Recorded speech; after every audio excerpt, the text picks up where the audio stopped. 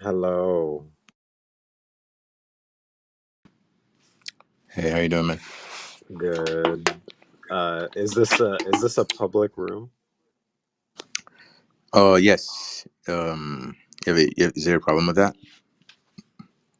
No, I just wanted to share it, Oh, I didn't know if you wanted like random people coming in here or what. no. I would like to conversate with you.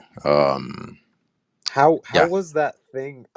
I completely forgot what you were writing that paper on, but I remember it was like blowing my mind at one point. Can you remind me what it was?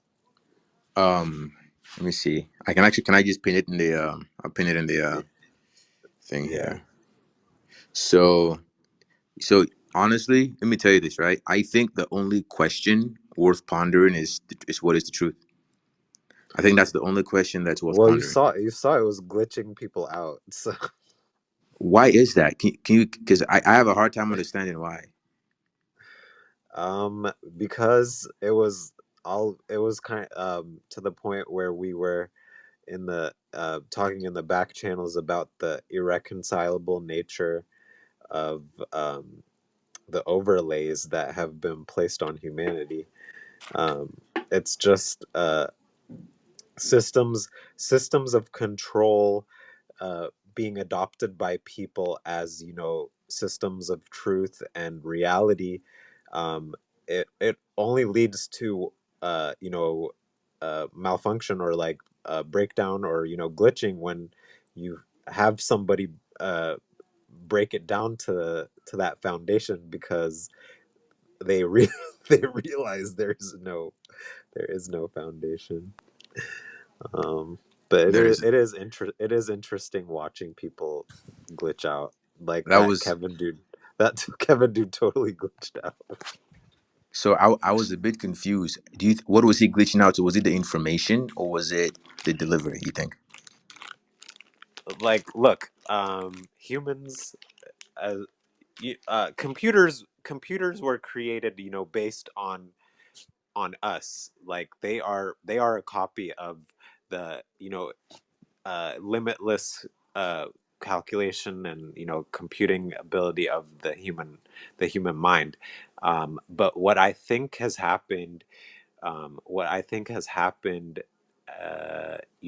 society as societies developed modern blah blah blah, and like these governments, literally government means to control the mind. So what I think has happened is um, the limitless nature of truth and the human mind and capabilities have been overlaid with uh, limiting programs. Like, if you like, for example, if you Are you if implying that we're regressing as opposed to progressing?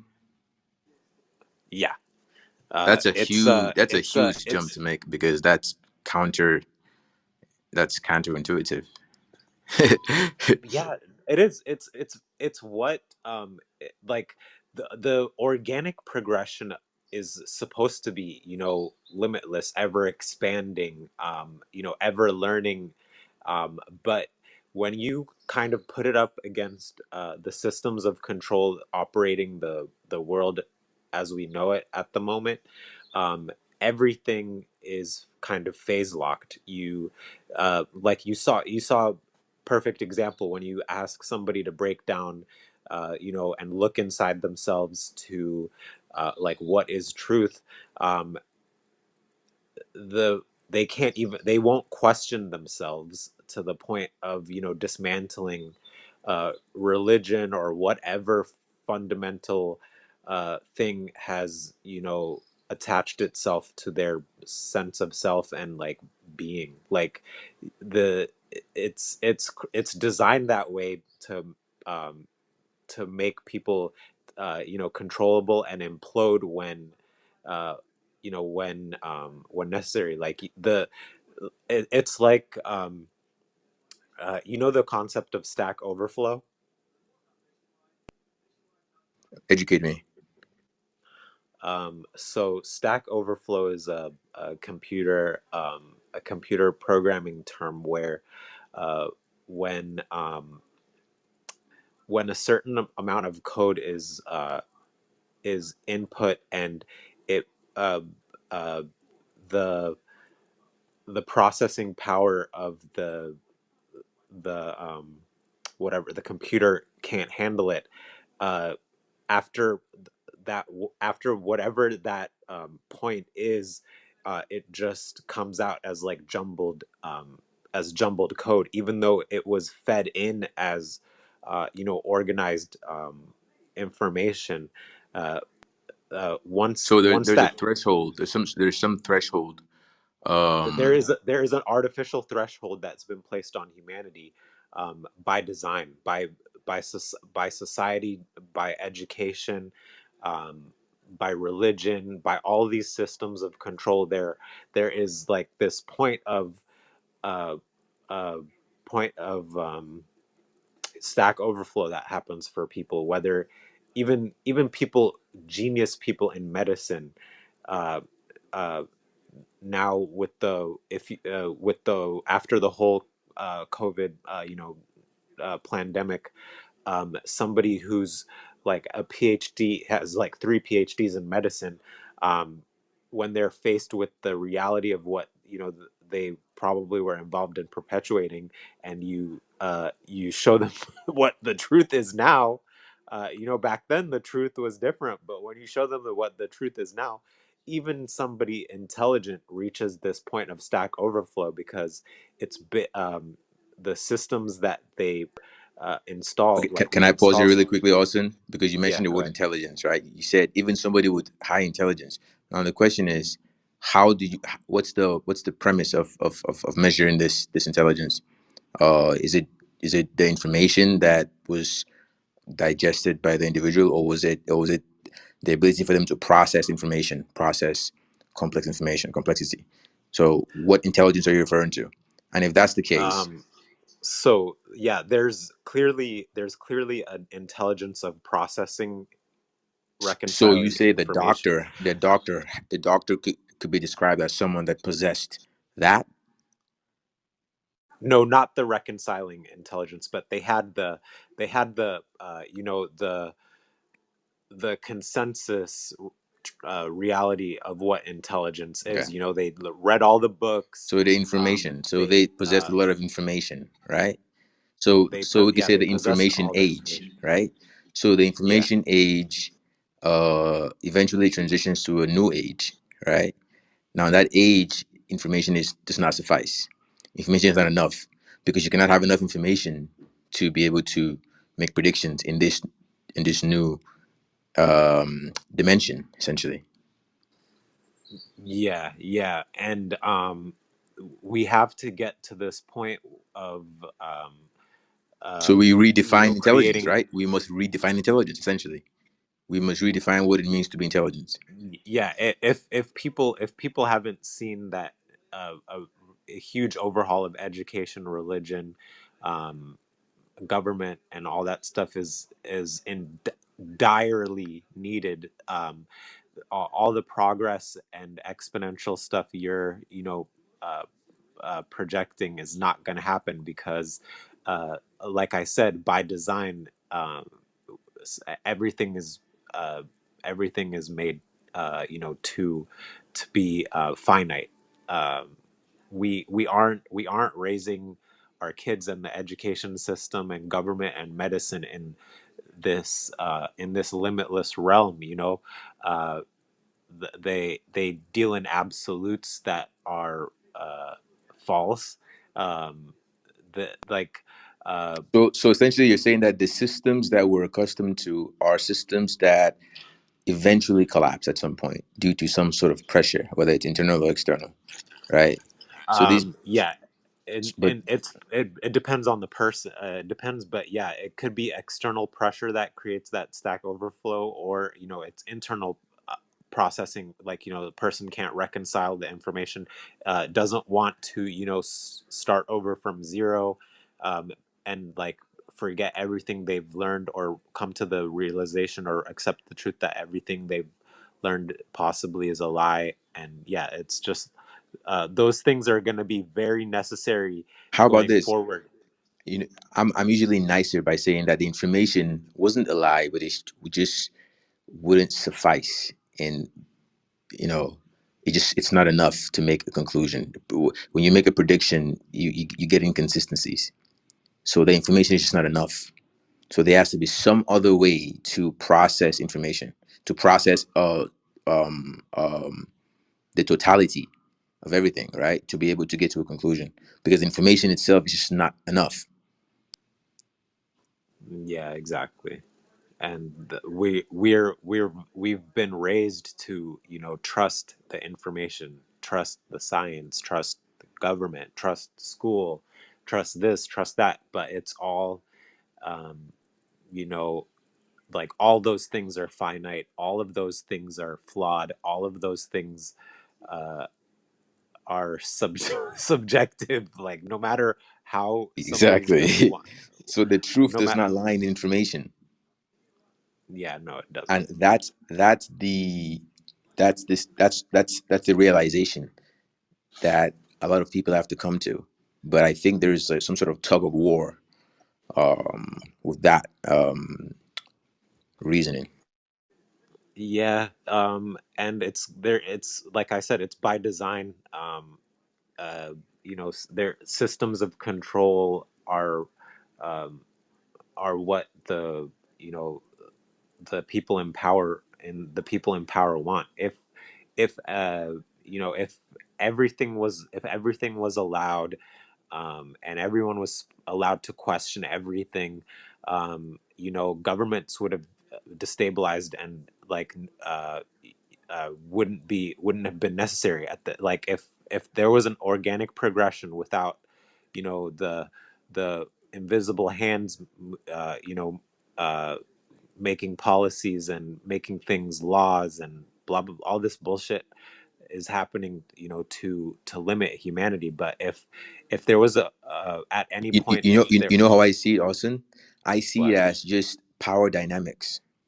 It's just there's going to be a change in the power structure, and yeah, with the current system, the power, was in certain um, positions, and with the new shift, the power is going to transition to a new position. So I just look at it like power dynamics. So it's in a way it's inevitable. That's what I'm trying to say. it's definitely inevitable, but it's not going to outpicture as, you know, some people might want. Like, you know, somebody who's a devout Christian is hoping that, you know, that turnover is going to happen. You know, Jesus is coming, blah blah blah, or you know, the rapture, and then a scientist or whatever, scientism is gonna, you know, think of that's gonna come in a different way. And like I'm trying to paint a picture for you to show you that uh, at every angle, like this thing has been has been planned and seeded so that humanity, uh, like the consensus reality will always fail, even though there's going to be exceptions and outliers and people who know what's going on and who wake up to it. Like that, we have to figure out a way to infect the like 90, I don't know, So 3% so of the so world. and you know what, Austin? I agree with you. I think we're in dire need of a consensus that unifies all the different discrete systems. Um, and if we don't get to that consensus, I think there'll be a lot more disorientation in the future. Yeah, like you can it's not even a conspiracy to know that consensus reality has been manufactured and shaped and controlled by you know, whether you want to call it like the big banks, big pharma, big science, government. Like they they have for generations, and probably even before that for thousands and thousands of years, consensus reality has been farmed, manufactured, and you know, manipulated to do what we want. And we're at this like 10,000 years ago, humans didn't need to pay taxes to live on the planet. They didn't need to, pay land shit to, build a hut on the fucking land. But uh, this is like an infection that started like thousands of years ago, and it's worked. Like it's like we're at the point of, like, when a body's dealing with a cancer that has metastasized and spread through every organ in the body and is like borderline gonna shut the system down. Like that's where we are right now. If humanity doesn't just like throw everything to the wind and just like like the consensus has to be that everything has been a lie, and like we start from zero again, like but no one's gonna do that. Like fear is too Wait, strong. but if it's inevitable, you're saying that there has to be a zeroth point, right? We have to restart. So, but to restart, it means that something has to end, correct? Yeah, I in my head I'm hoping for an ideal thing where it's not gonna get messy, it's not gonna get ugly, and billions of people aren't gonna have to die. But most likely for this reset to happen, um, billions of people are gonna have to die. Yeah, that's the thing. I have a bad feeling. I'm not sure, but I think there's definitely going to be a Because you're transition. right, it's Right? it's inevitable. Like nature is inevitable. Like organic creation, like these organic processes of the human mind can only be suppressed for so long. Like for example, like I was saying that humanity has been suppressed, and like we've been the consensus reality has been farmed and managed for hundreds and hundreds and hundreds of years. But that's against nature, right? So eventually, you build a dam. If it rains hard enough, that dam's gonna burst, and uh, yeah, that's what I'm getting at. We're past the point of uh, reconciling and reaching consensus on everybody, just being like, oh yeah, we were really dumb, and the governments and like all these the 1% and like whatever, they had us for a loop. Let's just start over and be like, it's all cool. Like we're past that point. Maybe like 300 years ago that was possible, but not after this point, we're at the irreconcilable you know point now. Like I'm not saying there won't be exceptions. There will be groups of people who reconcile against all odds and create their communities and stuff, and that's where I'm gonna be when um, the the dam bursts on the 90 like 3% of the planet. Like when their consciousness gets to that stack overflow point and they can't compute anymore because there's so much competing information. Like you can only suppress and avoid and you know uh, uh, put your head in the sand for so long with all of this like new information coming in. um, like you're gonna have to overwrite. Like you're gonna have to overwrite, or that save file is gonna be corrupted, and I, you're I, gonna I like fuck. I like to call it there has to be a recalibration on a Yeah, more optimistic note. It's like, yes, I think the system naturally over time becomes less efficient. So yeah, how do we fix that? We recalibrate. We and we and people uh, have to be willing to recalibrate too. exactly, and then that will help us reorient ourselves. Now the question Yeah, but becomes, okay, go ahead. no, I was gonna say, but like you have people who are devoutly religious, believe in their things, and they're taught that these things are beyond you know beyond understanding, and everything can be reconciled through God or through Krishna or um, through what was the other one? Muhammad. or who's the god Yes, of no, I actually Allah, I love that you're bringing Allah. this point up. Exactly. Continue. I'm not going to interrupt you, Like but I love it's this point. yeah. So that's that's gonna be people's defaults when it comes time to do that. They're gonna have to break through so many layers. There's the religion.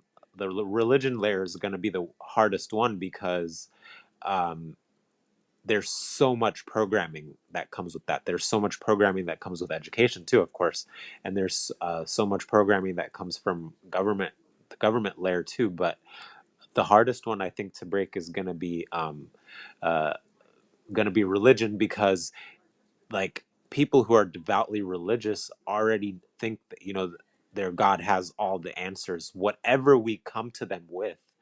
uh they they can without any doubt can just uh be like, this is the devil, or this is the the polar opposite of what I don't want to be, or blah blah blah blah blah, and like it'll create that glitch that you saw Kevin doing when it comes down to questioning that truth and the information. uh, it's built in. These religions are built in with fail safes that will completely lock people in um, when the time comes, like that point of freedom comes, and that truth and like this expansion comes. What they're gonna see coming is the end of their reality, the end of their world. And I'm telling you, bro, this thing has been intelligently designed for millennia. That's a very good point. There, yeah, it's I look at it like it's an algorithm, and there has to be a hack for the algorithm, and I think there is, and I think the truth is potent enough, dense enough to be able to hack the algorithm. You know, all these algorithms. But let's classify them. Let's say that there are two types. There, the ones that are finitary and the ones that are infinite. The finitary algorithms are the ones that we use, right, to sort of govern our physical reality, right? So how do we break that? How do we hack that? We have an algorithm that is infinite.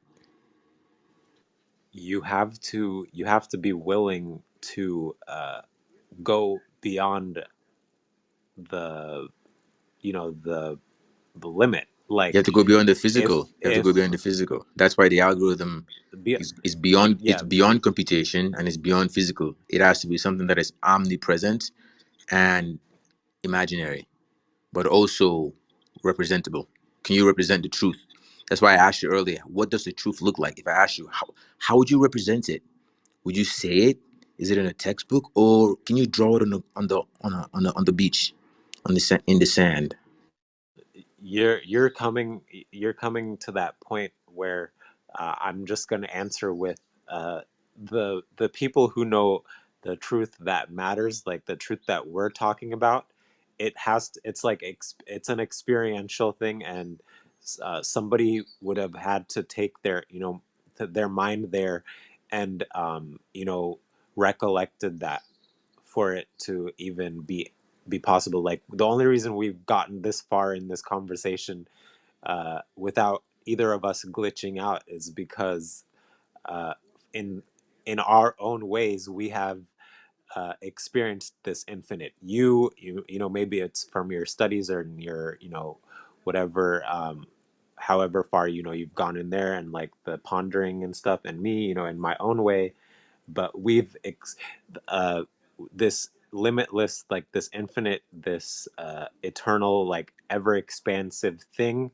We've touched it in our own ways, and um, that's really the truth. And like a, even though we can't explain what it is, and as hard as we try to show people, we just end up sounding crazy. But when two people who have seen it are talking, no matter their background, no matter their education, no matter how they happened upon it, um,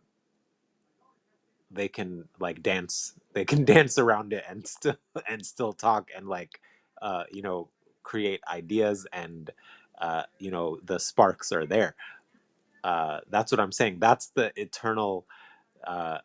eternal, I think, truth.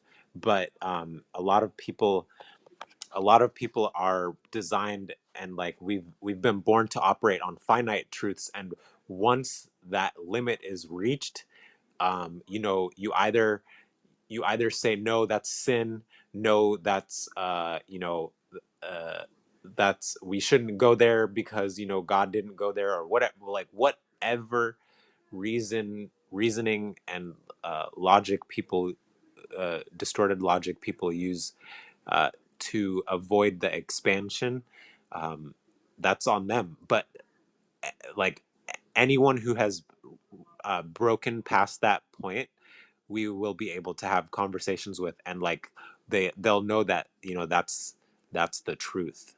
Like that was a really long-winded answer, but hopefully you caught what I was throwing.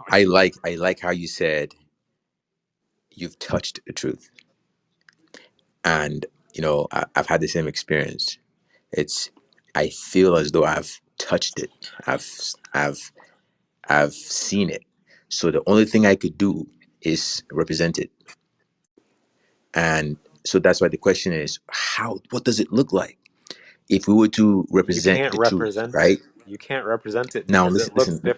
it looks different to each of us. You came upon Mm, this infinite in your own way. I came upon it in my own way. But however the information processed and entered us, uh, that's how it, like if you tried to explain it to me how you found it, I'm not gonna get it. But we can talk and dance around it. Uh, and if I try to explain it to you in the way that I found it, you're just gonna, you know, your perceptual filters will just, you know, maybe, you know, judge it or be like, oh, I wouldn't have done that. So it gets to the, like we've we got to a place where, you know, our ego perceptual filters and you know, all these like phase locked and finite things um, aren't aren't able to process. But like we grasped something, like we got a spark, we got that a spark of something, however we found it. But like you the I think the better question would be how we would uh we would create this catalyzation in other people, so they can find it in you know, in themselves. Like that, like I'm telling you, Kevin was probably very close to catalyzing what we were going to catalyze, but you know, he's too programmed with the, you know, the Christianity stuff, the Bible is the truth and all this bullshit. So like that's his reality, and you know, uh that's it. But you know what yeah, I I think? think You know what I think, what Austin? what I think I think the truth is something that we can represent if we figure out the thing that is digestible by everyone. The consensus that you mentioned earlier. What how do we represent this truth, since you've touched it earlier, like you said? How do you represent it in a way I that is told you though, digestible? So the let me let me religions finish. by design, So in a religions way that by is that, design. but here's how we transcend that, because the point I'm trying to get to is the limitation of language itself. I'm trying to get to the point that language itself does not is not robust enough to represent this truth, because it discretizes it. So it loses it loses its completeness, right? So the question that I have is, how do we Because it's an represent? experience. Like you can't uh bring an experience into words. Like that kind of experience, you can't write it down, or uh maybe you could draw it as a picture. Now we're talking. So we're um exactly where I expected us to be. It's I think truth is a symbolic abstraction. I think the most digestible way to represent truth is with a symbol. yeah. And I think the symbols transcend language. Going back to the initial point about the limitation of language and how language is not robust enough to represent the completeness or the infinity that we're trying to refer to, the infinite intelligence, the infinite knowledge, the infinite, etc., etc. So, how do we transcend language? How do we represent this truth in a way that anyone, regardless of where they are geographically, can actually understand what it is and digest it? Right? If That's the you question. if you've ever seen, I don't know if you've ever been to India or or Malaysia and seen their temples. If you've seen like the temple carvings or the carvings they put in the ceilings and how intricate and like insanely like DMT trippy they look. Um, like looking at that, I think uh, like it naturally evokes that response in people that like, what the fuck is this? Like this is beyond words. This is beyond anything. Um, but I think that yeah, like our ancestors and ancient cultures had we're on the right path, and I think we drifted too much into written word and language. But a lot of ancient cultures used runes, symbols, pictures, um, designs, geometry, um, shapes, and like all these things to represent like concepts. So I think yeah, uh, just as I was saying earlier that religions by design were meant to be irreconcilable, because no matter what, even if you tell even if you tell an Islam, a Buddhist, a Jew, a Christian, or and whatever else, even if you tell them, if you show them proof that uh, all of their religions started from one thing. So stop fighting and like burn all the books and just start it over. You're gonna start the biggest holy war on the planet. They're gonna be like, one of these religions brought this up, because they want to take control. Like it's designed to fail. Like religion was a system of control and manipulation, that was designed to fail. Maybe ancient times before, all these concepts of the ego infected the human mind. Maybe back then, religion started as paintings on the wall. People were having transcendental experiences, and they'd like drew some weird shit, and they were like, "Oh, that's what I saw. What could that have been?" And then um, maybe colonialism came along, and they had a little bit more knowledge. Um, and they saw those paintings, and they were like, wait, we could tell these people that's their god or whatever.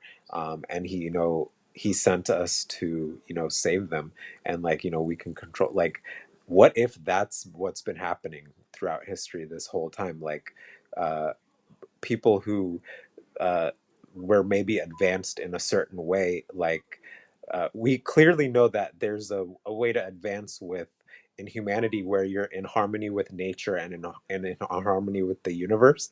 But there's also a way to advance where you're, subjugating everything. And I think the parts of humanity that advanced by subjugating everything kind of just controlled the narrative now. And like we're just gonna have to, unless some crazy thing happens and everyone just wakes up and realizes everything has been a lie. uh I don't see it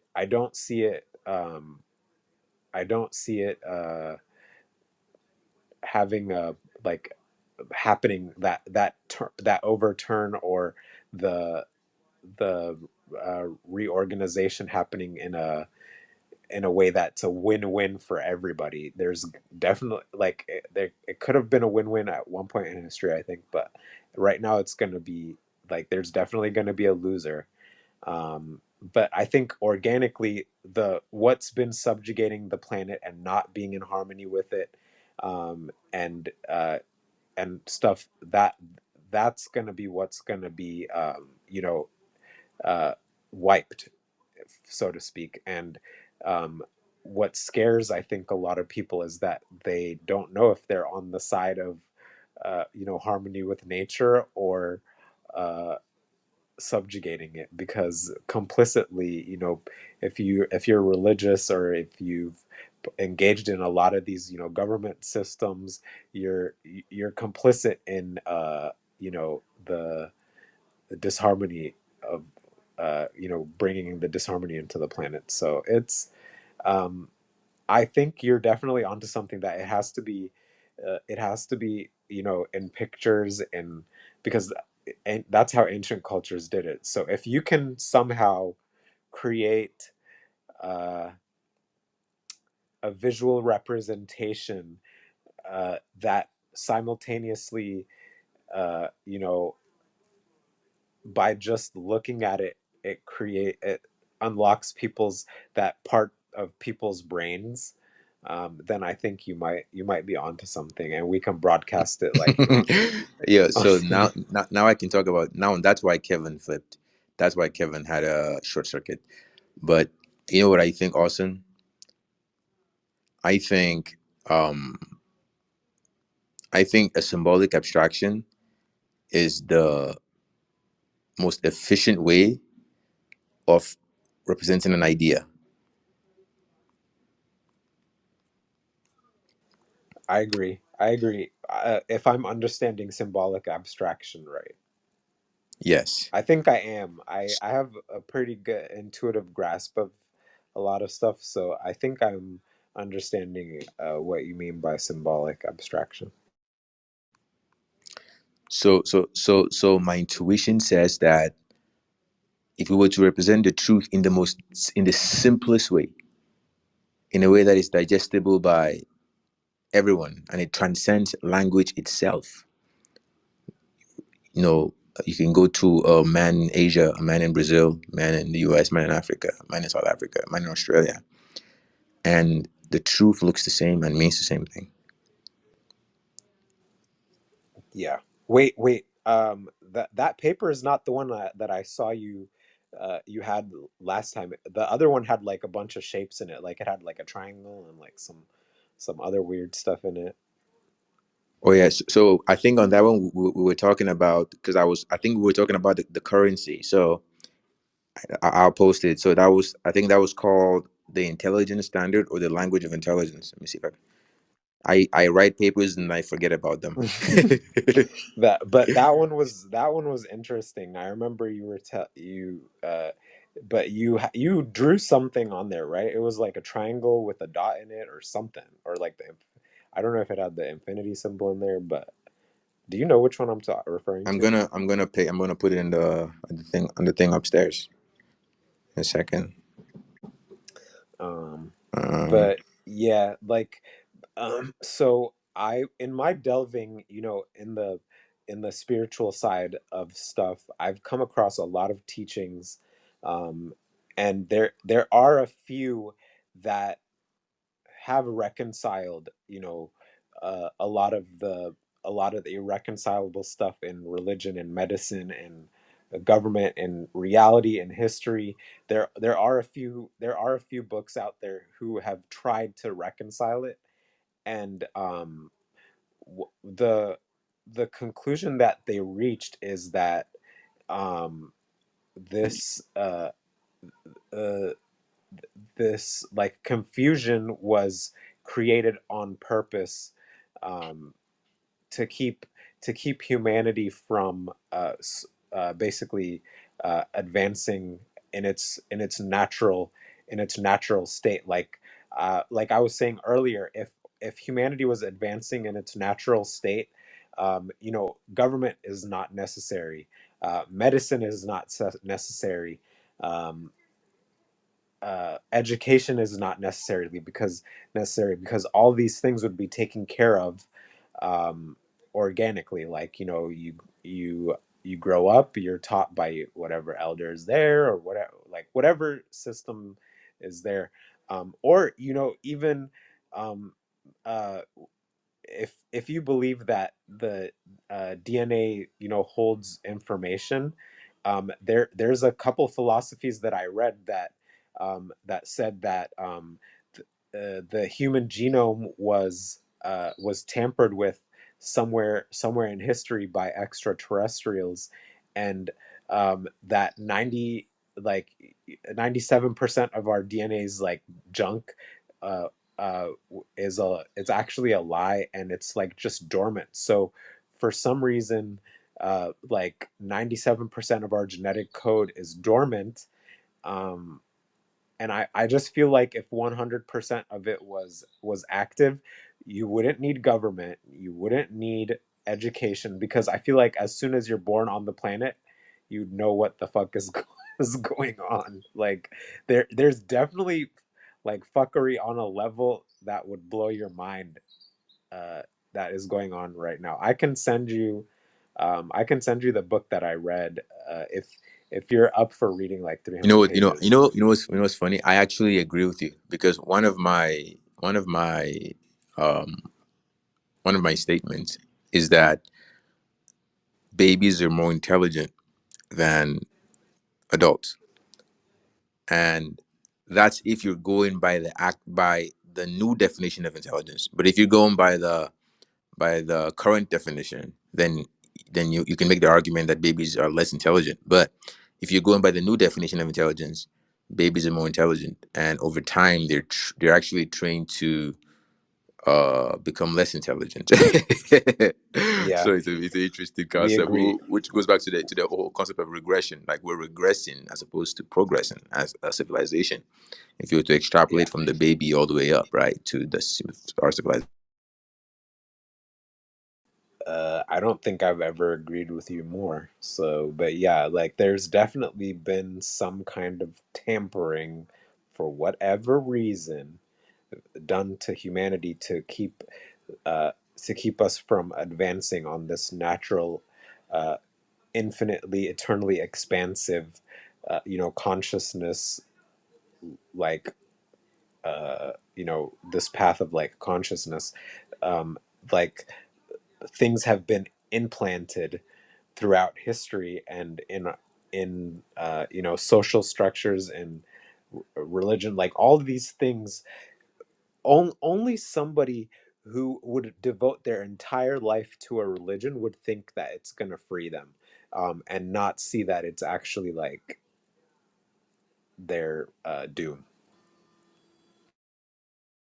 It really mind blows me.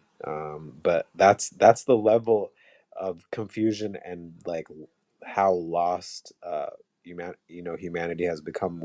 We've externalized everything, to the point where, even the systems to govern, like we're supposed to govern our mind, but humanity has gotten to the point where the the government has manifested externally. Everything is starting to manifest externally, and what we want is stuff to manifest internally.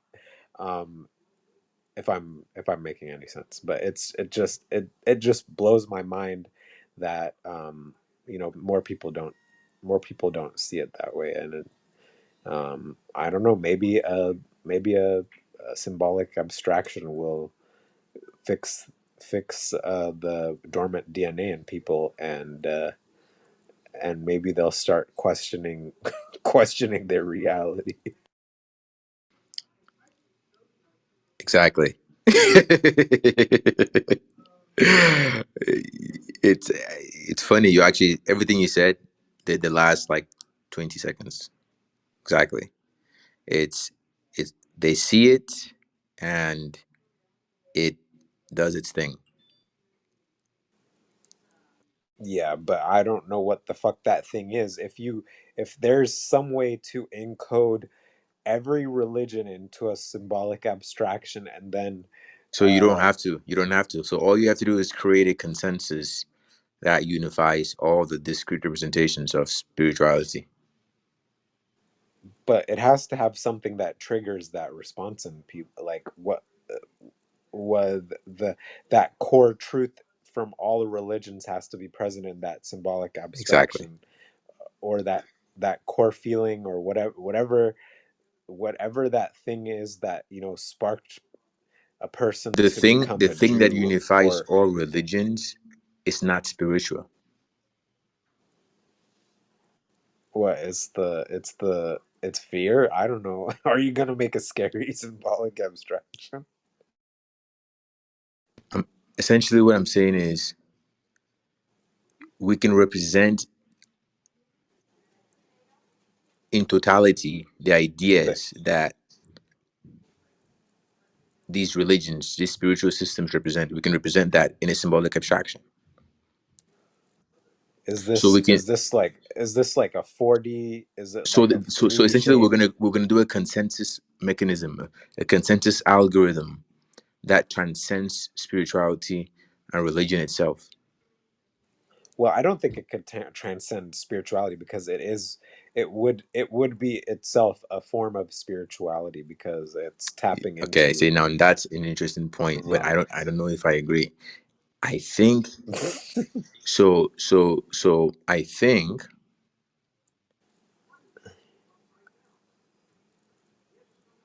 the whole premise of religion, the whole premise of spirituality can be collapsed into a symbolic abstraction. And New age spirituality, yes. Like there's definitely spirituality that's basically become a religion as well.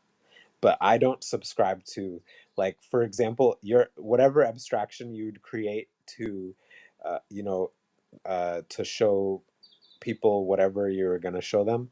If you showed it to me, I probably wouldn't it wouldn't probably arise the same response in me, because I that like that I'm not carrying that program, or maybe I am and I might be surprised. But like the like I definitely know what you're saying, that there is there is a mainstream spirituality, and there's mainstream religion, and I think those things need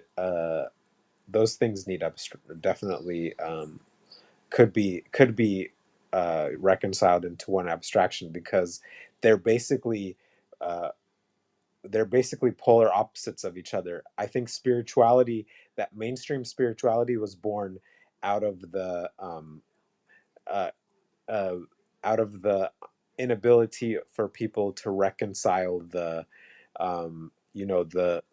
really dogmatic stuff in religion. So spirituality had to come out, and offer a thing that uh, that reconciled that aspect.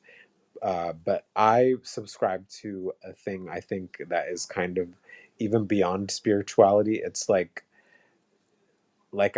I told you, like we both touched this thing, and the way I touched it, it's kind of just given me like this view of like this quantum thing that I was talking about earlier, where none of it really matters. I just have to make sure uh before I die, I reconcile as much as I can. So when I'm like squeezed out of the matrix, I take as much of me out as possible. Like that's kind of what I'm uh like working towards now. But I totally believe, yeah, like mainstream spirituality and mainstream religion are kind of two sides of the same coin. Religion, like the dogmatic religion, I think it unintentionally or whatever birthed spirituality, because for somebody telling you you're gonna go to hell, if you do this, you're to go to heaven you have to pray, you're whatever this, like, naturally somebody who doesn't agree with that is going to sit, maybe meditate, maybe do some plant medicine, and they're going to realize, like, wait, there's some shit here that religion doesn't talk about. And I think this is spirituality. So I think, yeah, like there's levels to this. But I think the abstraction that you're talking about um, would be very beneficial, I think, for like 95% of the planet. Abstraction is the key to generalization. Yeah, in my head, when when you say this symbolic abstraction, all I'm seeing is like uh, an an amorphous, like nebulous cloud of I don't know, um, I don't know, possibility or like shapes or something, and uh, it arranges itself. I don't know in ways that respond to a person's uh, you know mental distortion in the exact way, like how there's neurotransmitters and stuff in the brain. Like I feel like this symbolic abstraction, uh, if it functions in the way I think it's going to function, it should function in a way that uh, it's like a neurotransmitter, and it uh, locks into that missing piece of that person's, like consciousness or brain or whatever, in a way that it kind of breaks the chains of whatever, like dogma or whatever limiting phase locked belief that they're in, if that made sense. It did. It did. Abstraction, a symbolic abstraction is digestible by everyone, a child and an old person. So it just makes sense that the simplest representation of truth will be a symbol. You have prototypes of this symbol? Mhm. And like you're gonna have to make it like 3D or 4D or 5D, or like it's gonna have to be like tetrahedronic by nature, or something that the human mind can map to like multiple dimensions of itself, because otherwise, like a 2D thing, even a 3D, I don't think a 3D thing is gonna be, maybe a 3D thing might be enough, honestly. Like people are basic, so I think, yeah, start with 3D. Don't make sure the symbolic abstraction is not 2D. I think a two-dimensional representation might actually be the most efficient way to do it. Think about it. Think about if you were to represent. So the goal is to represent generality. How do we represent like generality as in what is how do we represent everything? Everything in the universe, from the physical to the non-physical, from the microscopic to the macroscopic. How do we unify them? How do we unify the biggest things in the I universe? mean, that depends on the person's perspective. You It could have does, you but you could you if could we were for to one represent for it me symbolically, the symbol for should be objective. If we were to represent it for symbolically, there will be a one symbol that represents the biggest things and the smallest things in the universe. So for I think me that's the question that we ask ourselves: is what's that symbolic representation? What does it look like? for me personally, since I'm that cool, you could put a dot on a piece of paper and tell me whatever you want, and I would believe. I would be like, yeah, that's everything. Everything in the dot. Like everything's in the dot. Like for me, a dot is enough. But people, they're gonna want something that sparks their fancy, something that's like, ooh, like, yeah, it's gonna have to get really abstract for them. I would be content with a single dot, but I So don't how do know. we? So exactly. So and you know that's a great argument actually. So the question is this, right? How do you, if you were to represent generalization, like generalization as in like the general symbol for everything, what does that look like? What did your intuition say? The general symbol for everything. General, because imagine generalization as the key to intelligence. Are you asking me as if I'm a baby that doesn't know anything, or like from my personal experience at this point in time? As a baby that knows nothing, that's the perspective that I come from. As a baby that was just born, what is the representation of generality? If we say that abstraction is the key to generalization, right? Remember, we're stuck on abstraction. That Yeah. the truth must be a symbolic abstraction, and then the next step is okay, symbolic abstraction, cool, okay. So the symbolic abstraction must represent everything, right? General, so so we optimize for generality. So what is the symbol that represents generalization? It represents everything in the universe, from the biggest things to the smallest things, right? So abstraction is the key to generalization, which means that generalization is the key to intelligence or to truth, right? Yeah. I think that's a question we ask ourselves, right? Is what does that look like symbolically?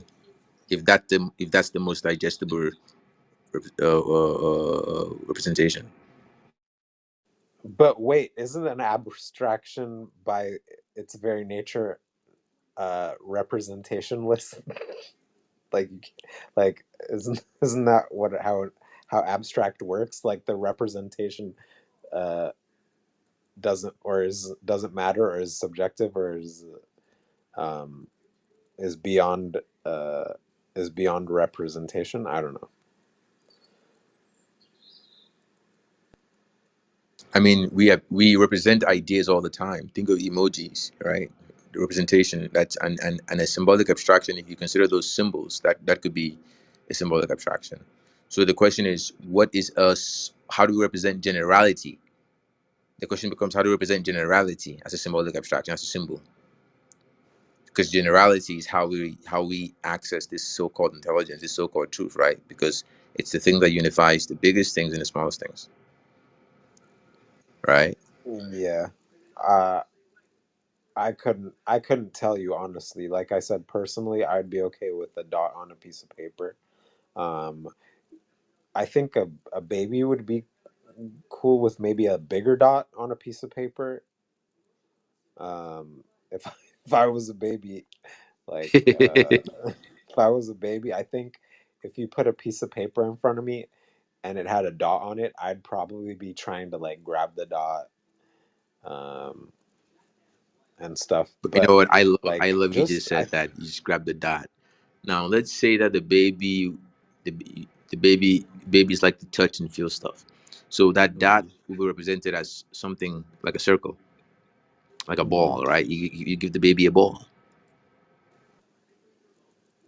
Yeah, exactly. So the the abstraction, I think, it would depend. Like, I think there isn't, like, it would be too, I think, too difficult to come up with one single abstraction that reconciles everything. But maybe you can create, a few different ones for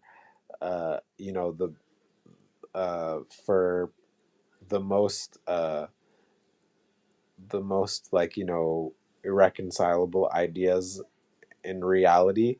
And then once people have kind of uh settled on that, then you could probably um hit them with another one. Because I'm like there this could only go two ways. If you figure out an abstraction that is that is accurate enough um to reconcile everything immediately for everybody, it's gonna do one of two things. It's gonna drive people insane, or they're gonna get it. Boom. So Exactly.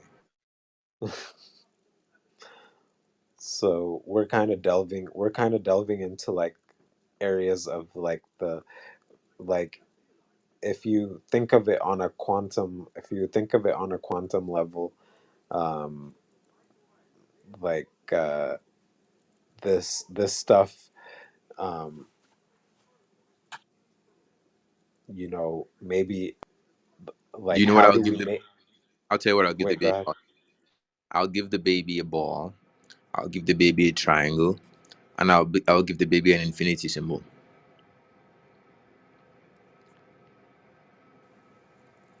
And then what, like, you watch which one it plays with most. I'll give the baby those symbols because those symbols represent with those three symbols, we can recreate everything. So those are the tools that the baby needs to be able to master itself. But how would it understand infinite if you give it the infinity symbol? All it's gonna see is like a closed loop, like a ribbon, I like mean, a closed loop thing. that's your perspective. I'll have to ask the baby. I I'll have to guess. ask the baby. Because when I see the infinity symbol now, after doing everything that I've done, I see a closed loop, and it's actually it's the energy's not going anywhere. So Interesting. that's from everything that But remember, I've read, I've the come to the baby has the infinity, the baby has the circle, and the baby has the triangle also. So the baby has three tools, yeah. right? I would probably, if I had to choose between those three as an adult, I would probably choose the triangle, just because I once heard that the triangle is the strongest shape or whatever geometrically, and then also The baby needs all three. three. So it's not about choosing. The baby needs all three because I guess. you can make the argument that the triangle represents the infinitely small, infinitesimal. The infinity represents infinity, and the circle represents finite, something that ends. Wait, And yeah, that's what I'm with saying those, though. The loop, the infinity loop could also be finite too because it's closed. So but maybe giving it, maybe that's an giving the bit. interpretation. That's an interpretation. But the infinity is actually it's just a representation. Yeah, but You don't it's want to interpret it. It's just you just have the baby experience the representation. yeah. I guess I'll yield there for that. I'm exploring this with you, so this is that's why I think the truth is valuable because it helps to recalibrate. It helps to Yeah, reorient the system. It's almost like an antivirus thing, right? It comes in and cleansing the system. yeah. But I mean, what would be the truth then at that point? Like we were talking earlier about, we both reached that our own personal understandings of it somehow, and like by our experiences, you know, we are where we are, um and we both had very different experiences to get to that same that same conclusion of this like infinite, like limitless thing. um but yeah, it would be interesting, um but it definitely has to be like a combination of things, because like you said, the infinity symbol is a symbol, the triangle, represents there's a lot of things in, in nature and whatnot, like, that are in threes, and like, there's like the whole mind body spirit, blah blah blah blah blah. And there's a lot of things that come in threes, and then like, yeah, the circle, um kind of represents, or like the ball would represent, like, I don't know, Finality, things that end. finality or wholeness. Like, see, there's different perspectives to that too. So like, but yeah, it has to be, um, there's a reason why our ancient, the ancestors had a ton of symbols to represent like archetypes and stuff, and like, and words and concepts, because like, But I don't awesome. know if, Here's the key point, and I agree with you. I agree with you 100%. I'm not the key point here. The key point is what is the spine? What is the spine? When you collapse all these representations, what is the spine of everything? What is the theory of everything? What is the representation of intelligence? What is truth? What does it look like? It looks like a lot of things, so I don't know. I don't know. I like I said, I can't answer that because it when I looked at it, it appeared differently. It appeared differently to me. Um, or when I found it, it appeared differently to me. So um, there, like unless we get people to that point to catalyze their own understanding of it, um, like I think we're gonna be fucked. Basically, like we the symbolic abstraction, if if it doesn't contain truth, if it doesn't contain everything, it has to at least function as a catalyst for to get people to that point of, like, um where the new information is able um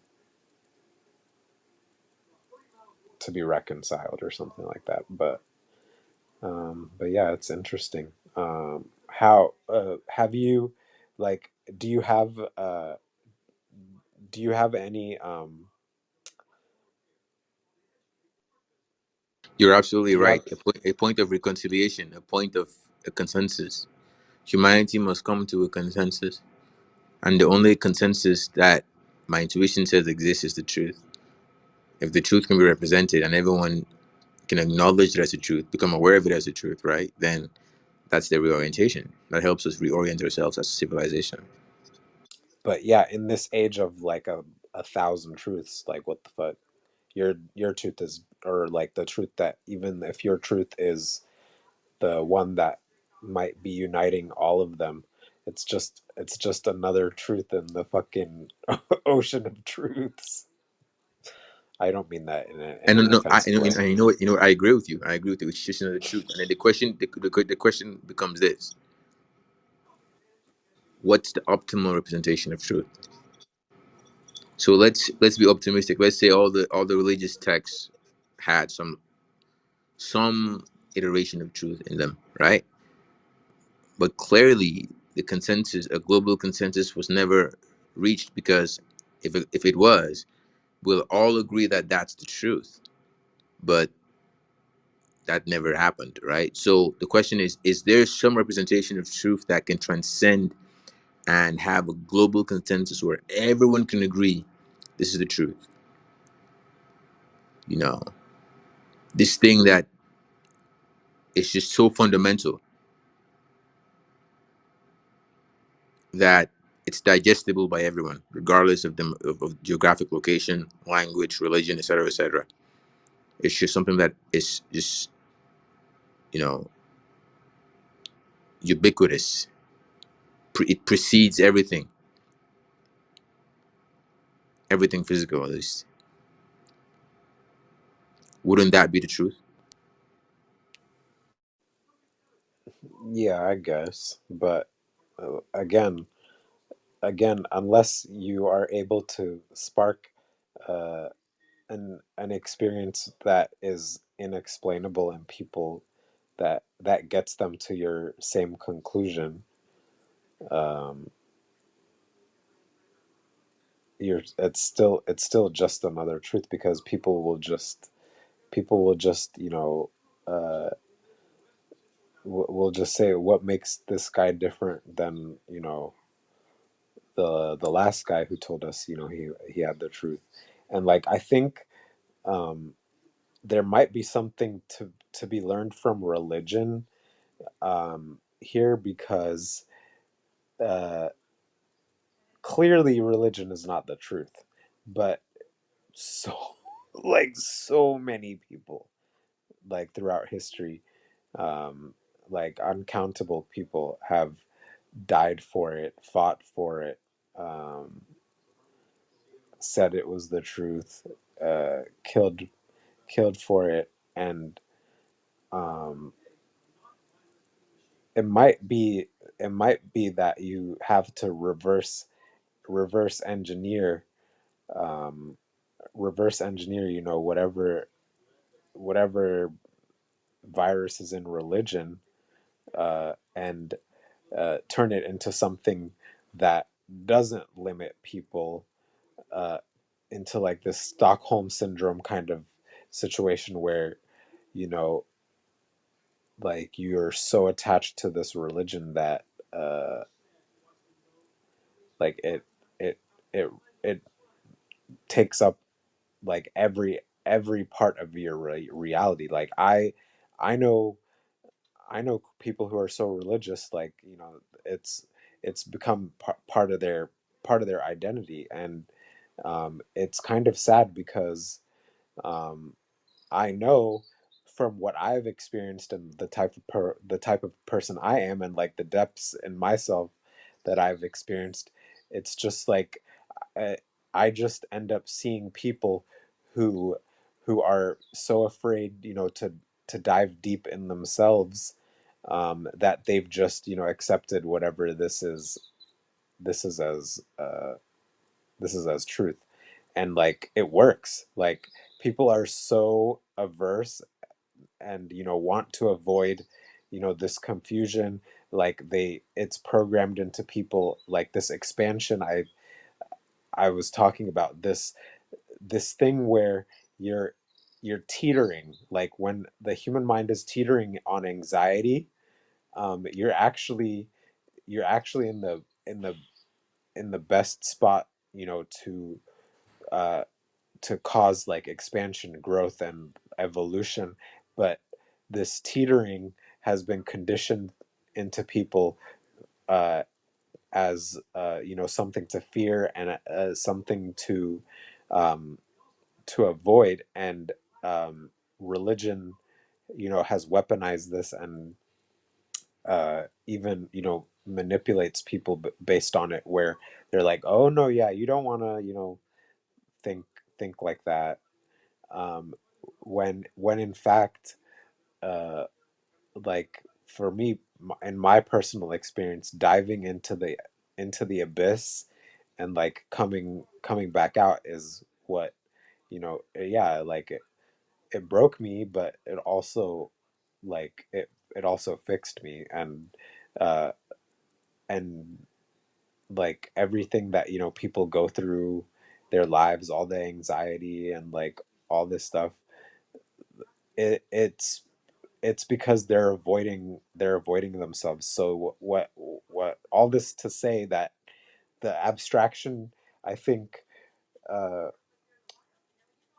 the understanding of the symbolic abstraction that, frees people, has to come from a sense of like, um it has to like show people that their depth is not something to fear, like the infinite or whatever you want to call it, or, the divine.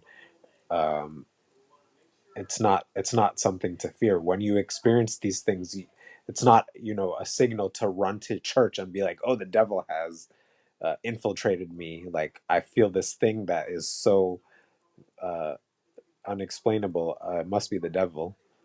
And you fucking run to church and like confess and be like, oh, I felt the devil inside of me or whatever. It's just, humanity is so lost. But like, um I support you, and if you're able to uh manufacture an abstraction that is going to get people to that point, I'm all for it, because I'm tired. I'm waiting for people to catch up, and I'm done. I like, as like you've kind of been trying to figure out a way to get through to people, um like, and I think that might be your mission, because um I honestly, from what I've been through, and like trying to, explain to people the inexplainable,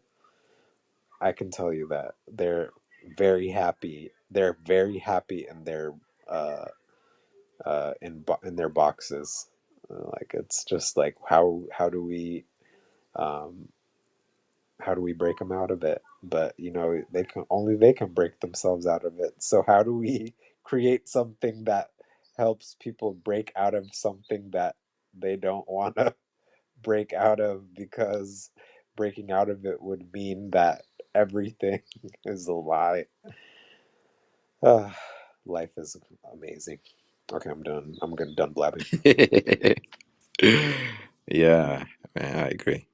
Um, that's the question, right? How do we, get people to become aware of the truth, and then even harder to get them to acknowledge it? Yeah, it would mean dismantling everything that they've known, and like no one's gonna do that. Come on, like, I mean, we people like us might, you know, like, but once that thing has infected a human mind, where the expansion, it's an inversion. Your mind is expanding, but it's already been infected with this thing that tells you that the expansion is actually a contraction or a explosion, or a bad thing. um, and that's why I think where people just end up in feedback loops, because nature and their body and their consciousness, it's all trying to expand, it's all trying to break them out of this thing, but they're so conditioned with education, religion, ancestral trauma, what have you. There's just so much shit going on that it's just easier um, to not. So I don't know. We just need to. People just need to fucking grow some balls and dive into the abyss, into the infinite, and just be like, oh, it's not so bad. That's what I'm saying. Like, uh, if like this is uh, terrorist me who doesn't support. I mean, who doesn't uh, respect other people's free will. What I probably would end up doing if I was like a mad scientist was releasing a bomb in the atmosphere that doses the entire planet with DMT, and, and then just like, and then we can pitch the symbolic abstraction, because they would be in a receptive state. They'd be like, "Oh yeah, I see it."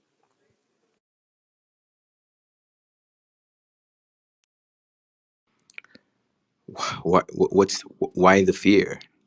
What are they afraid of? The truth. They're afraid of it. Wow. So they're afraid of the truth. Yeah. Like I told you, it's a feedback loop. They want the truth, but they're afraid of it. So they run to religion, or they run to whatever, and it starts over again. Like, oh, okay, I'm sated. Uh go about my day. The truth hits them in the face. Oh wait, no, no, that can't be it. That can't be it. Gotta pray, gotta pray. And then they feel better. They feel better about themselves. Oh, and then the truth slaps them in the face again. And that, like, dude, there are billions of people on this planet going through that feedback loop every day. Some Do you people know how break I out of always it, tell? I always say that truth does not need citation. Truth is the foundation.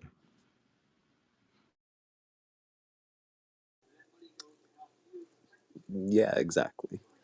And I believe that, each person is like, a divine piece of the puzzle. Like, we all, like, if existence was an on this planet was like an 8 billion piece puzzle, every human is needed to complete that puzzle. And we just have people uh, that don't understand that, and like that on a fundamental Do you level. know what I tell those people sometimes? And What? those people can be sometimes very combative, right? So I always say that a lack of understanding is not indicative of a lack of truth. Yeah, exactly. And then they'll tell you that all I need to know is in my Bible right here. And I have no offense to Western Southern people, but I just felt like bringing that voice out. But yeah, it is crazy, man. Like the more I've talked about it with you here, and kind of dismantled it in my head. It's honestly bred more compassion in me for for people who are unable to reconcile this stuff, like, um, because it's made like me diving so deep uh, into their side. Usually, I'm just diving deep into myself, but the conversation with you has kind of, I've put my like literally put myself in the shoes of somebody who's locked into a religion or whatever, and I'm just kind of uh, having this conversation simultaneously as a person who is shackled by religion and also not. And it is very interesting, the thoughts that are going through my head, because it is like, um humanity really, like, they got played, bro. And it's insane that, um like, the earlier point, that what I was telling you, that people were so averse and afraid to accept accountability and responsibility for their reality, that government manifested. Like, we manifest, like, government never existed in like ancient times. It started, I think, in like the Roman Empire or something, or Sumeria or whatever. But um The consensus was discretized, so it went from you being able to represent yourself to a governing body representing you. yeah. So that's a who deep convinced who that's a convinced people that? regression. That's a regression. Yeah, it is. That's not a progression. So a lot of times in the Western systems, when they look at a government or such systems It's as indicative of progression, and I'm like, okay, that's counterintuitive. That exactly doesn't reconcile with my understanding of how things work. exactly. So I mean, we're back to that point where, you know all the math you've figured out, and all, everything you've studied, tells you that naturally humanity is in a un, on an unstoppable path to expansion and progress and evolution. um, but there is something going on. There is something going on, and it's going to reach a point of, like we were talking about earlier, that it's like you can only stop an ocean, or like, a river for so long. Like, there isn't enough.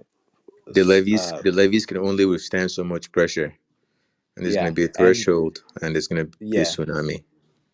And It's going to be a flood. by the systems of control, by the virtue of the systems of control trying to control people, um I think that's honestly the answer.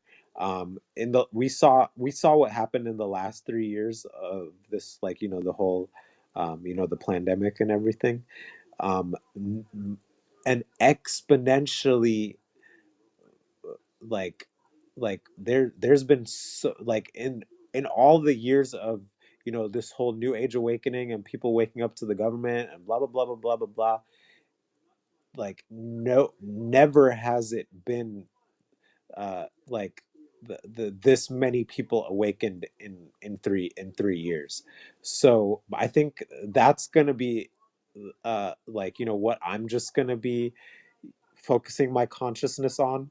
the governments and all these systems of control are getting to the point where they're so desperate, they're they're exerting control in ways that are essentially breaking people out of the that phase lock, like that thing we were, that catalyst for, an awakening or whatever you call it.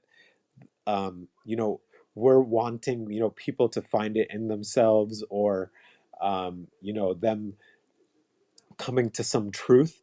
But um uh, what has actually So woken from up. the perspective of complexity, with increased complexity, then the systems that exist just are not robust enough to handle so much complexity.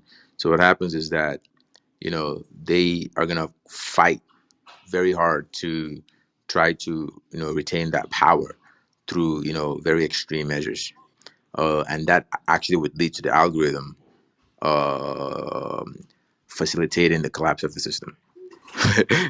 Interesting, right? Yeah, it is very interesting, and that's literally what's happening. Like, for the longest time, even before the pandemic, I would always like wonder, like, when are people gonna wake up? Like, what the fuck is it gonna take for people to wake up? And in the last 3 years, that it was answered for me. The the the the system is gonna just undo itself, because um that's just how it's gonna happen. Like, the it's finite. It was never built sustainably. Like, people's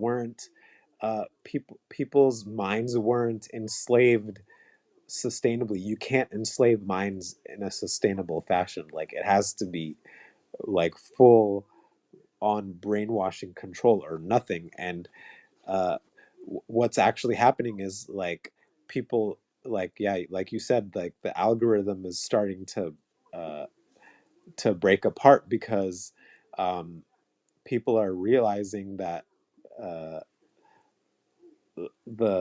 like, there's too much, like, being layered there's too much being layered on. Like, the stack overflow thing that I mentioned earlier is happening. There's so much brainwashing happening. There's so much narrative. Like, the external is pumping in so much stuff.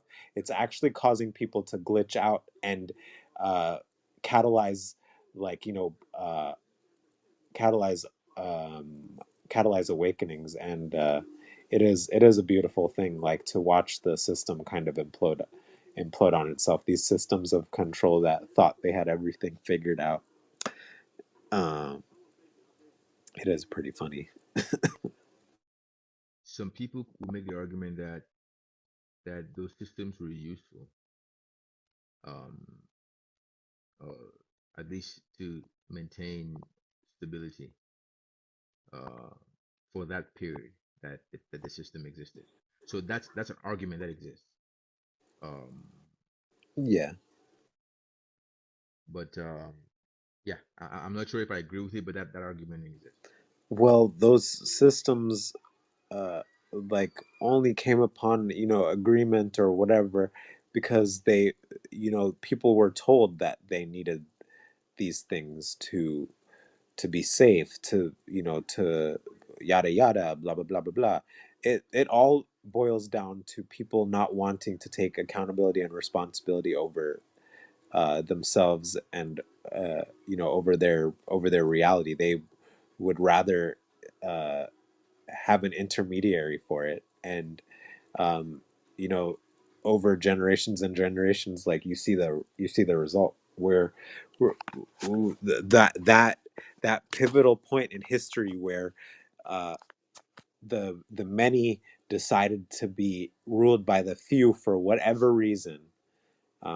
Of course, they were manipulated into it, but for whatever reason, the many decided to be ruled by the few. um, and we're still dealing with it, but we're at the point now where the few, I think, um, overestimated their power. And by virtue of them, exerting their control, they're actually starting to lose it, and it's collapsing. we're in for some interesting times, I can tell you that. It's not going to be pretty, but it's going to be very interesting, and I we're going to come out of the other end, I think, better. Like, I don't know who's going to survive, but whoever does, hopefully they don't make the same mistake again. The system's gonna clean itself. Yeah. Yeah, it just like these natural cycles can't be stopped. Like, as much as humanity wants to control, manage, farm the planet and people, um, and coalesce power or whatever. Um, like, you can, like I said, you can store as much stuff as you want in a shed, but um, or whatever. You can store as much stuff as you want somewhere, and but if you're not aware of it, you know it stops existing. And I think, like, uh that's where we are. Man That's versus where we nature, are. right? Yeah, that's where Man, we are right and now. the systems that are in control, they The systems they in think they control. think they, they think they have a chance against nature.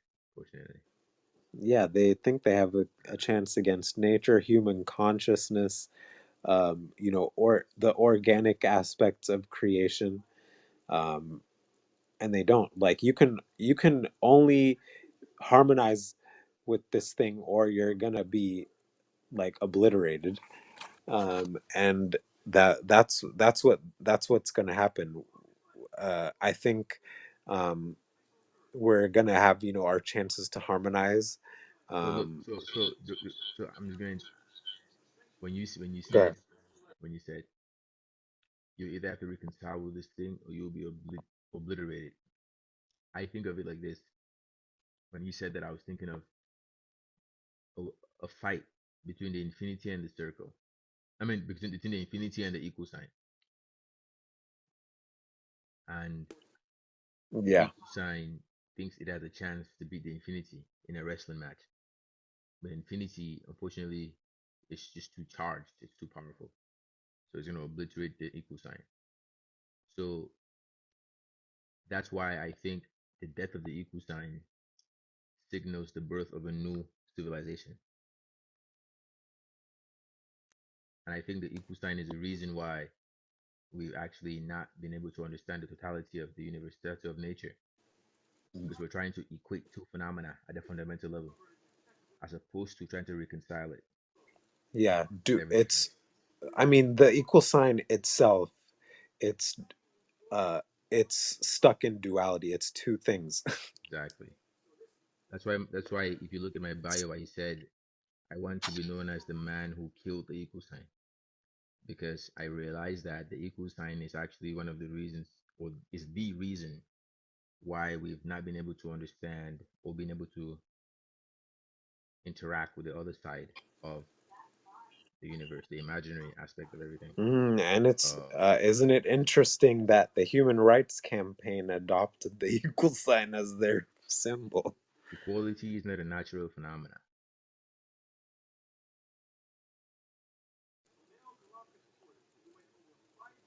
Oh, equality exists, but not in the way that, uh, the human, social structures and paradigms want it to exist as.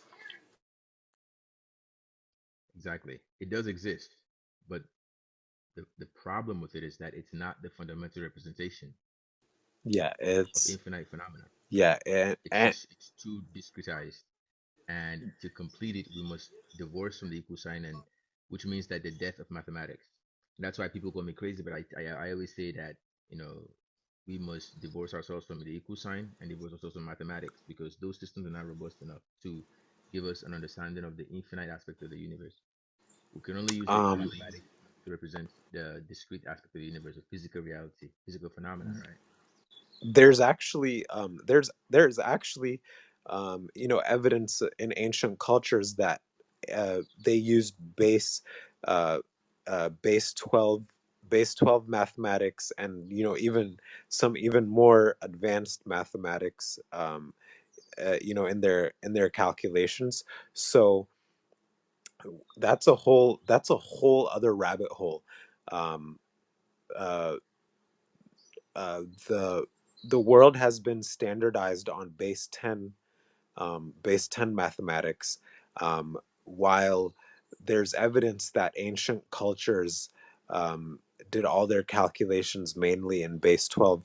So that is even more evidence of tampering with with history, and trying to um, you know influence like outcomes, because they they they messed with the mathematical systems themselves. So yeah, I'm all for destroying the equal sign. Even though the equal sign exists in base 12, it is a different type of math, and um, it's more open ended. That like just like 1 plus 1 doesn't always equal 1 in base 12. Um, but yeah, that's really interesting. If you haven't looked into base 12 mathematics, I think you should. It might actually um, expand on some of your stuff. Are you like a mathematics focused philosopher, or like is it something else?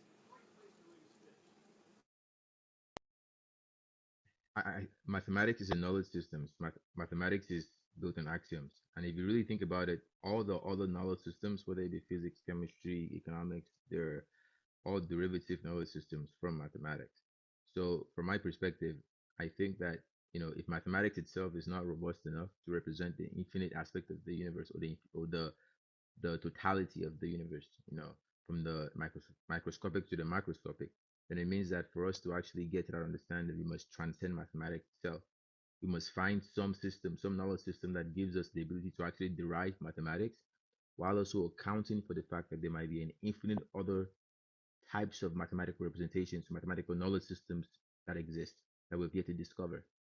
So how do we represent that in a general sense? And I think that is the actual solution right there. If we could find that, I think that's how we reorient a lot of different things, a lot of systems. Yeah, I think, yeah, I think this is only possible after uh like, remember that event I was saying, if I was like a mad scientist, I would dose the entire planet. Like, I would set off an atmospheric uh bomb with DMT. Like, uh humanity has to reach like that point on its own. And like we said, like, the way things are progressing now, you know, externally, uh, the algorithm is pushing itself to that point. So I mean, we won't have to do much, um, but yeah, I totally, I'm all for destroying mathematics, but like, uh, in this like 3D reality, I think, there is some value to mathematics, but like, people don't even know, like, this whole thing that I was talking about, base 10, base 12, and like the other types of maths that uh, were used in ancient times. Like, people don't even know, like, somebody can have 3 PhDs in mathematics or whatever. I don't even know if that's a thing, but I've talked to some dude who's like a physicist or whatever, and like has like is very smart in math. And I brought up base 12 to him, and he's like, yeah, base 12 is useless. Like, why would I even study it? Everything is everything we use is in base 10. NASA uses base 10, and all he's like, all of our systems use base 10. Why would I use base 12? And there, that is when I realized that um, intelligence does not equal intelligence. So, just to piggyback on that a little bit, like when you say base 12 mathematics, like what do you think is the fundamental difference between base 12 mathematics and base 10 mathematics? Because at least in my mind, all I see is just numbers that are being represented. Just the only difference is you choose to, I'm going to use the word start counting back once you reach the 10th number rather than the 12th number.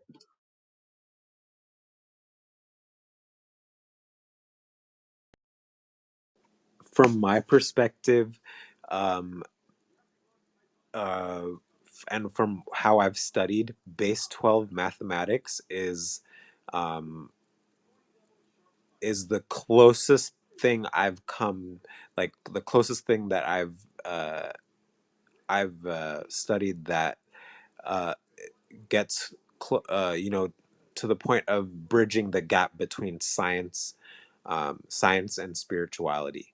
Um, there's just a lot of calculations in base 12 that are kind of uh, up for interpretation, and more open ended. Like there isn't, like the equal sign doesn't mean the same thing as it does in base 10 mathematics, where every formula has a solution.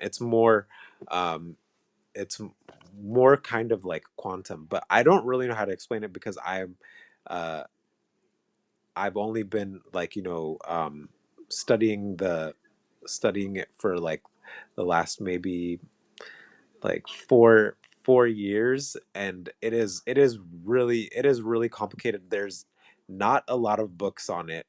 um a lot of the stuff concerning base 12 mathematics is kind of lost in you know uh in translation. It's kind of been scrubbed out of history. So what we have left is just fragments of it. But from what I've studied, it kind of has a like it bridges that gap between like science and spirituality for me, where I'm like, wow, all the things in base 10 mathematics that I just couldn't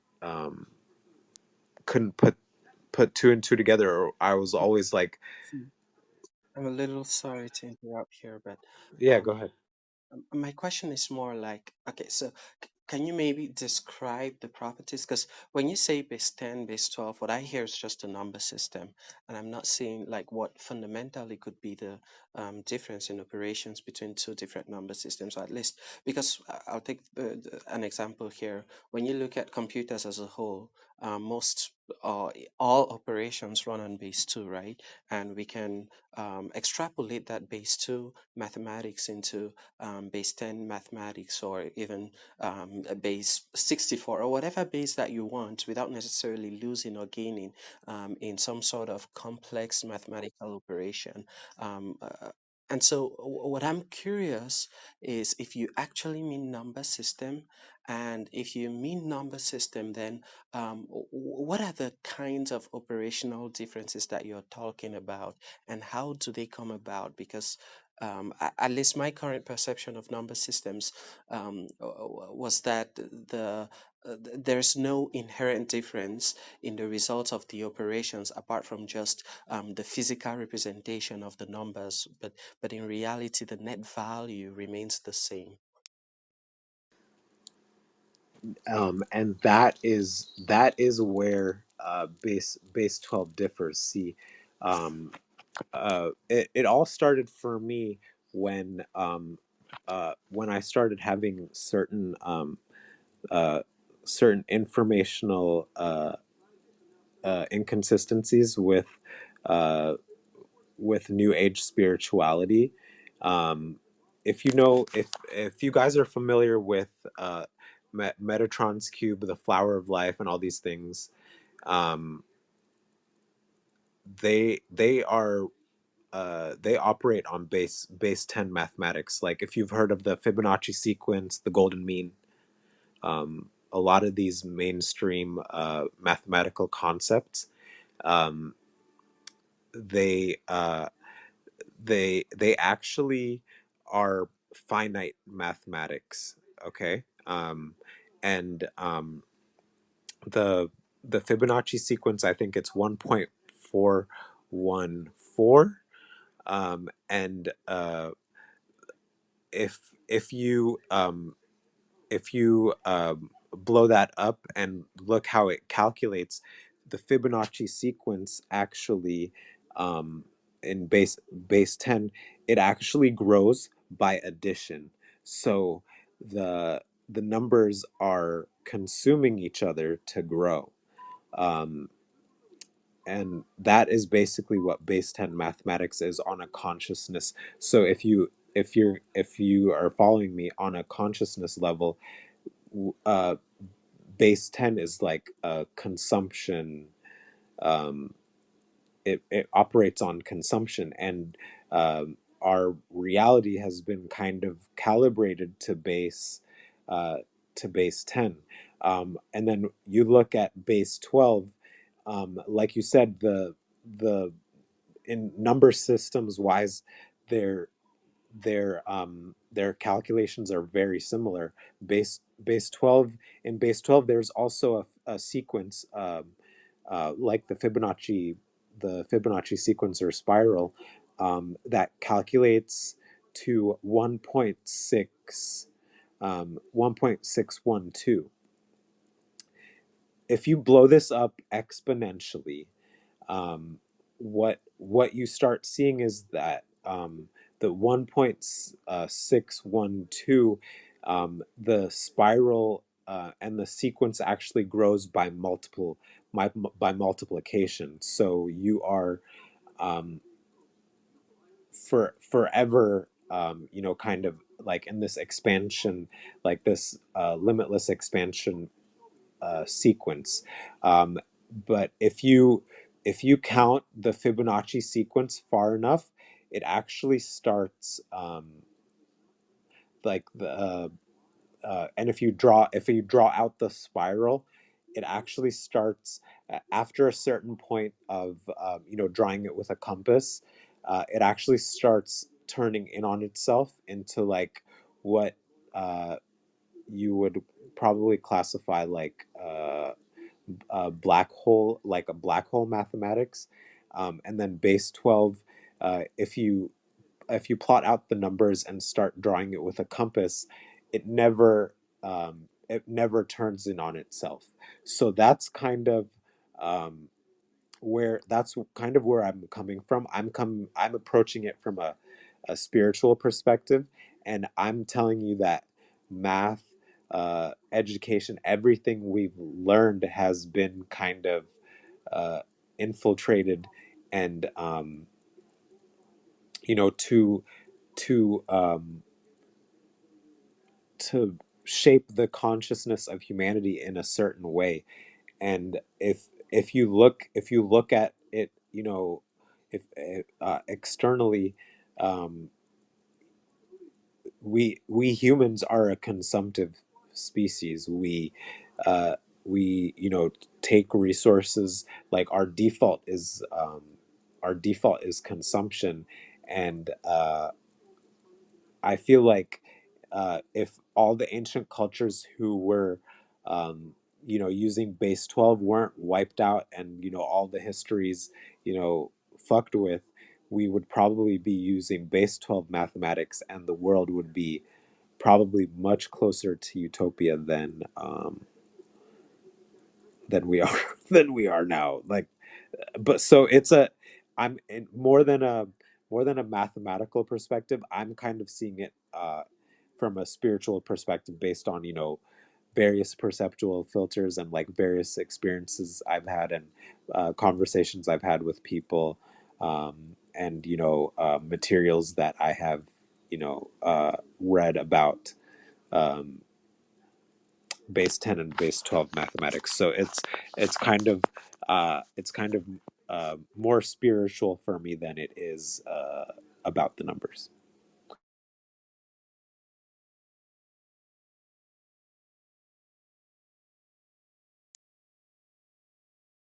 Right. And I was curious, at least, this question goes more to Adlan specifically, um, because at least it's right there in your bio where you're saying that you want to be known as the man who killed the equal sign. And um, I, I had really jumped in like in the middle of the conversation, so I didn't really get a good chance to comprehend what the entire thought process there was. Can you maybe expatiate on that a little bit? Like, so I'm just gonna ask a very direct question, like, what's the problem with the equal sign to start with? Tell him. Austin, no, Austin, do you want to take this to see if you actually No, will no, digest you it take it. completely? I need to rest my Right. throat because I talked a lot. Okay. So, what's the problem with the equal sign? Um, there is no problem with the equal sign. It's a representation of, you know, a relationship between two arbitrary phenomena. But the question that I ask myself is this the optimal representation?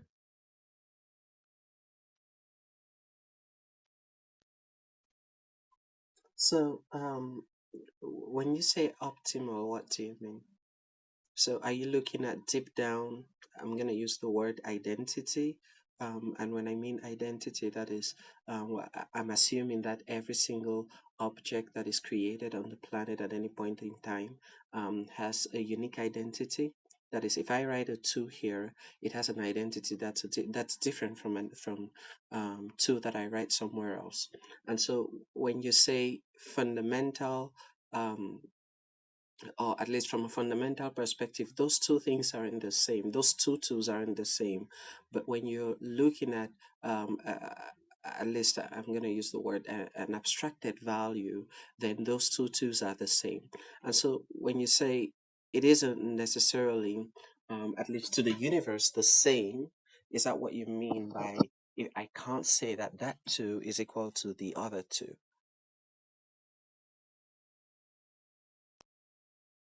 So, what does equality? What does that mean? Well, it's going to depend on lots of things. If we're looking at equality of value, then I could say, for example, that 1 plus 1 equal to 2 plus 2. If we're looking at equality, uh, or rather than say that, what I'm going to say is equality is going to depend on the unique characteristic that you're choosing to compare. But at the end of the day, what equality is it's trying to assert whether two or more things are similar. So it's trying to assert a relationship between two arbitrary systems or phenomena. So the question I ask is the equal sign the optimal representation of the relationship between two arbitrary phenomena or two infinite or infinite phenomena if we can go from two to an infinite number of possible systems? Is the equal sign an optimal representation of the relationship between such systems? So,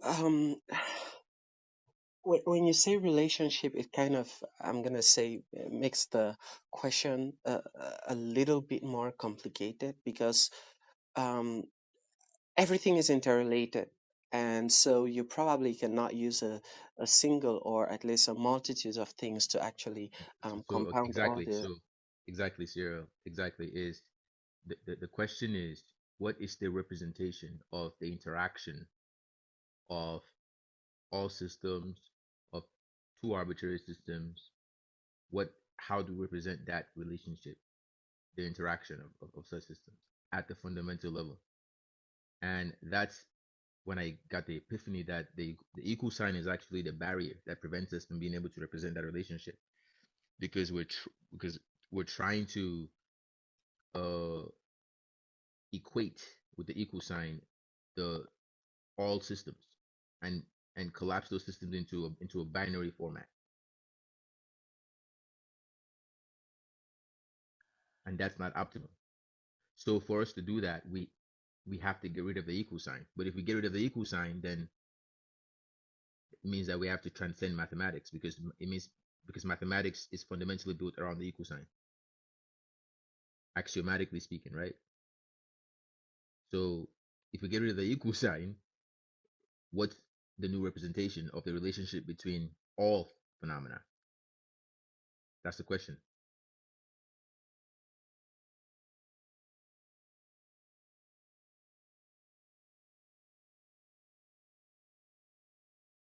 And so, um, I'm still not understanding why the necessity to get rid of the equal sign. I do comprehend, though, that there is a very, um, uh, I would use the word, a more quintessential relationship between the multitudes of systems that exist, and that definitely understanding the relationships, or at least representing the relationships more appropriately, would be a better thing in general.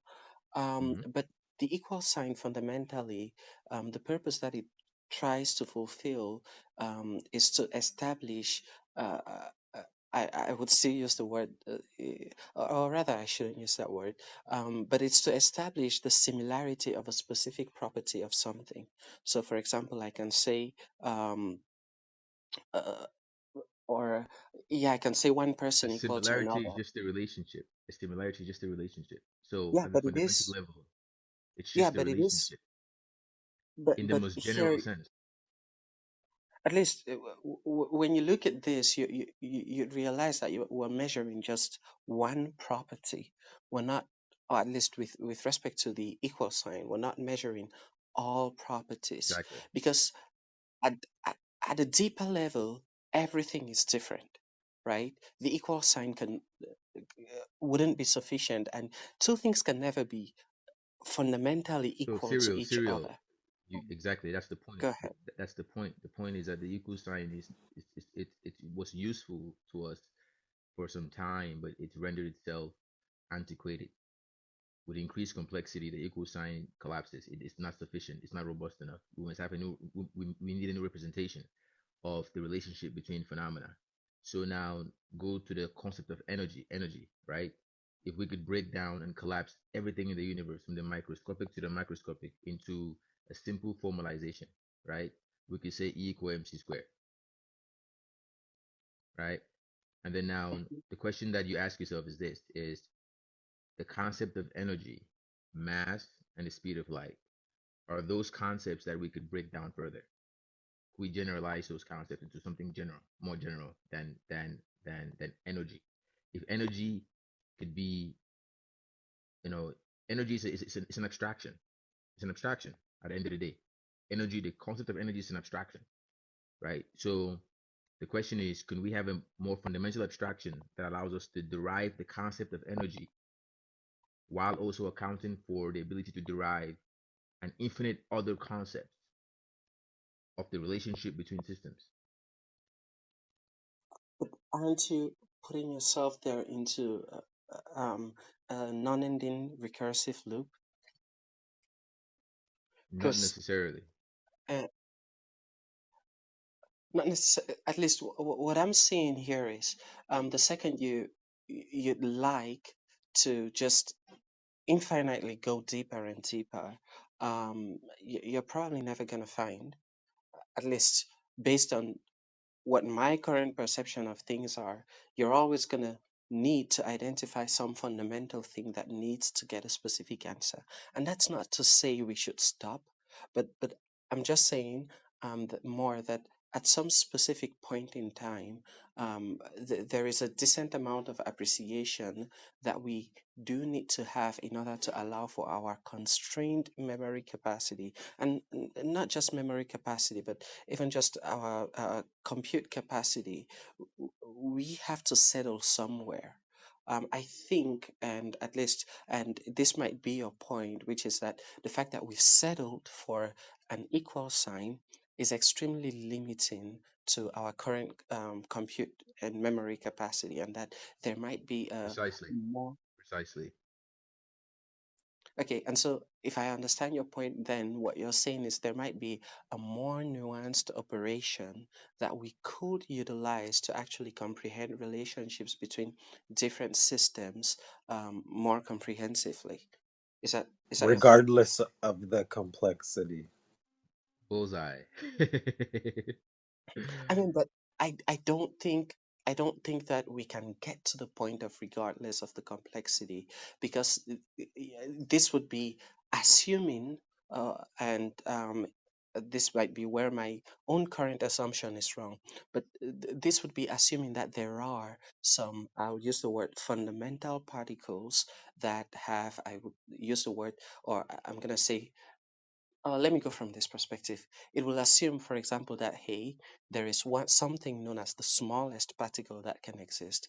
There is something known as the smallest unit of energy that can exist, and there is something known as the smallest length that can possibly exist. And if this assumption ever becomes true, then the question would then be, how did those come about? I think it is more feasible um, for at least our brains to comprehend that there is this infinitesimal um, object that um, composes all of what we are, or all of what the universe is. And without that specifically, I think humanity as a whole do not have the appropriate amount of compute capacity and memory capacity to comprehend the more complicated or the more complex systems. And I don't think that there'd be specific operations that would be able to formulate that would get us to that level too. Thank you, Cyrial. You made my point because I was telling Odilon this exactly. Wasn't I saying this exact same thing earlier? You guys exactly, and that's why I'm so attracted to the idea of simplicity. Is that what if we could represent this this this intelligence, this truth, in a way that's digestible by you know everyone.